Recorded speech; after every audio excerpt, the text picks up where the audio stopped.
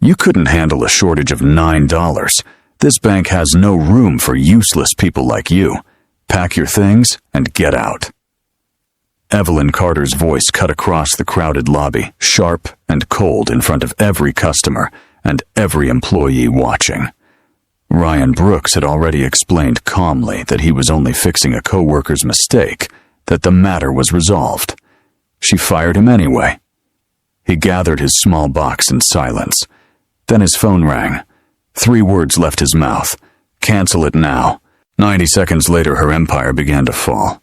The branch opened at 9 in the morning, and by 9:15, the lobby of First Meridian Bank was already loud with the ordinary noise of money changing hands.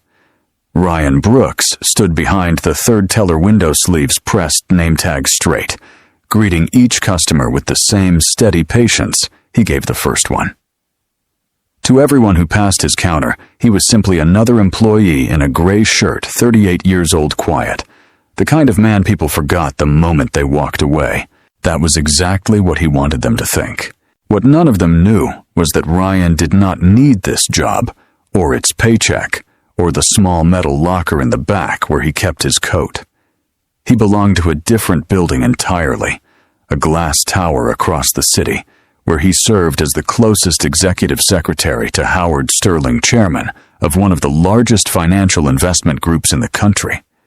He had spent the last 3 weeks inside this branch, under a borrowed title, listening, taking quiet notes no one ever saw. The assignment was simple on paper. Sterling's group was preparing to sign an investment contract worth $9 million with First Meridian, and before a single signature touched the page, the chairman wanted the truth about how this bank actually treated the people who walked through its doors. Numbers could be audited from a desk. Character could not. So Sterling had sent the one man he trusted to sit inside the machine and feel how it ran. Ryan took the work seriously because he believed in it. He had grown up watching his own father get spoken to like furniture by men in better suits, and he had promised himself a long time ago that he would measure companies not by their profits, but by how they behaved when they thought no one important was looking. A single father himself, he understood how much dignity a steady job could hold for a person, and how quickly the wrong words could strip it away. For 3 weeks, the branch had impressed him more than he expected. The tellers were tired but kind. They covered for one another during lunch, rushes, remembered the names of regulars, and stayed late without complaint.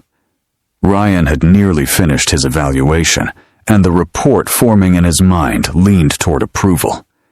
He intended to hand it to Sterling clean and honest, and let the $9 million follow. Then came the shortage. It happened at the second window, where a younger teller named Claire Dawson was serving an older man named Walter Hodges. Walter had come in to close out a certificate and move the balance into his checking account, a routine transaction he had done many times over the years. He counted his money the way careful people do, slowly with a fingertip, and somewhere in that counting, his face changed. "This is $9 short," he said loud enough that the couple behind him stepped back. "I've banked here for 11 years. 11 years, and you can't even hand me the right amount." Claire's hands froze over the drawer.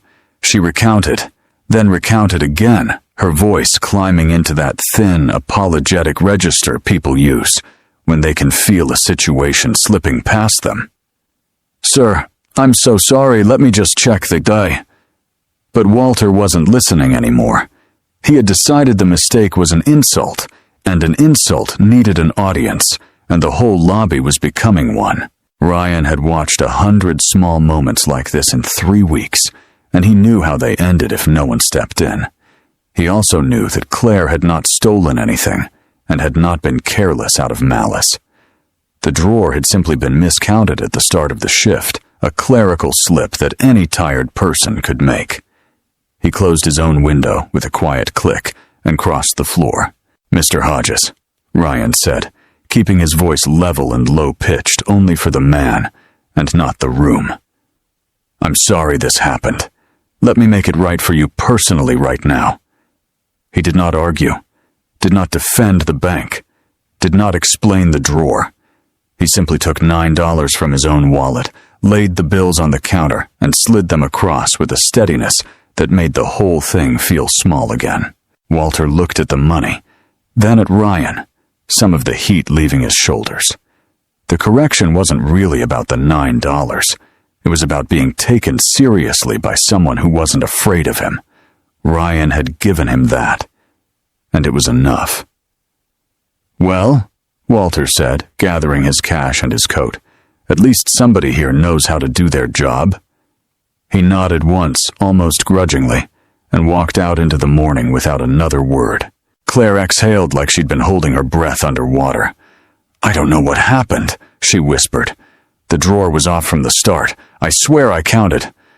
"I know," Ryan said gently. "It's fixed. Don't carry it." He was already turning back toward his own window, the moment closing behind him like water, when a different kind of quiet moved through the lobby. Not the quiet of relief, the quiet of fear. Evelyn Carter had walked in. She came through the front doors the way weather comes into a valley, and the room reorganized itself around her before she said a word. Every teller straightened. The branch manager appeared from a back office as if summoned by a bell only he could hear. Evelyn Carter was not a woman who visited branches.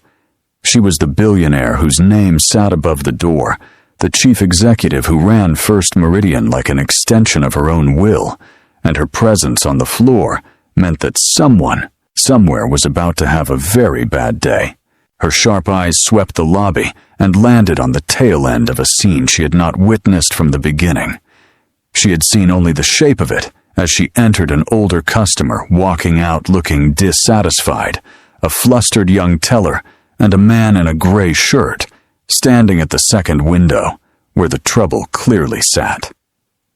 She assembled a story out of those fragments in less than 3 seconds, and the story she chose was the wrong one.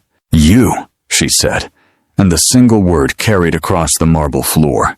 She was pointing at Ryan. "What just happened here?" Ryan turned to face her without alarm. "A small counting error on the drawer, ma'am. It's been resolved. The customer left satisfied." "Resolved?" She repeated the word as though it were something dirty. "A customer of 11 years walks out of my branch, complaining loud enough that I can hear him from the parking lot, and you call that resolved?" She stepped closer, heels precise against the stone, and the whole lobby became her audience, whether it wanted to be or not. "Do you have any idea how many people watched that? Do you understand what it costs this institution when a man like that tells his friends we can't count?" "I understand completely," Ryan said.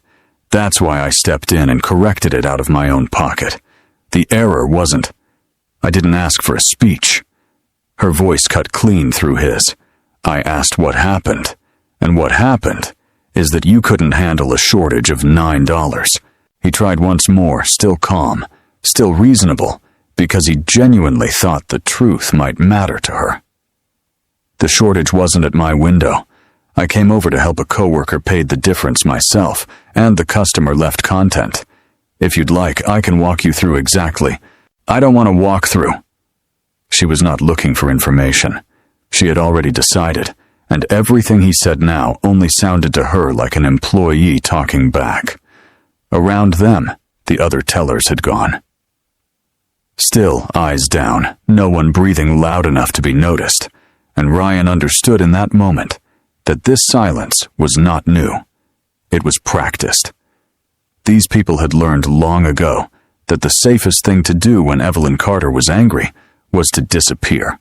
"You couldn't handle a shortage of $9, she said again, louder now, turning the words into a verdict for the whole room to hear.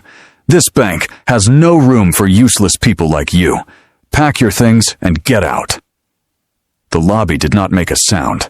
Claire's mouth opened a protest, forming the truth right there on her tongue.